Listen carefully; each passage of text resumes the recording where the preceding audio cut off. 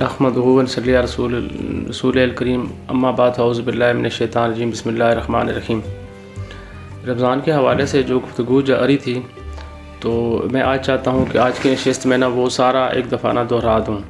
رمضان کے فضائل کے حوالے سے بات ہو رہی تھی تو سب سے پہلے یہ بات بتانا ضروری ہے کہ رمضان جب شروع ہوتا ہے تو شیاطین کو قید کر دیا جاتا ہے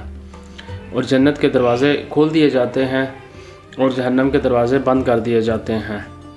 اور ہر شب کو ایک اعلان کیا جاتا ہے کہ اے خیر کے چاہنے والے آگے بڑھ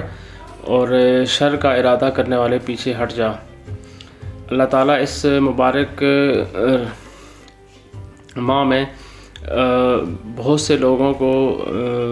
دوزخ سے وہ نجات دیتے ہیں، اور اسی طرح اس مہینے میں ایک ایسی رات آتی ہے جو 1000 مہینوں سے بہتر ہوتی ہے، اور پھر یہ ہوتا ہے کہ جو ہم نفل پڑھتے ہیں اس کا اجر وہ فرض نماز کے برابر ہوتا ہے، اور فرض کا ثواب 70 فرضوں کے برابر عطا کیا جاتا ہے۔ اس مہینے کو صبر اور غم خواری کا مہینہ قرار دیا گیا ہے، اور اس ماہ میں مومنوں کا رزق بڑھا دیا جاتا ہے، اور اسی طرح اس مہینے کا عشرہ اول رحمت، عشرہ ثانی مغفرت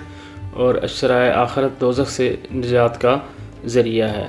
تو اللہ تعالی ہم سب کو کامیاب و کامران کرے، اور اللہ کرے کہ ہم سارے بہت اچھے طریقے سے روزے رکھیں اور اپنے تمام حقوق و فرائض کا خیال رکھیں۔ اللہ تعالی ہمیں کامیاب کرے، آمین۔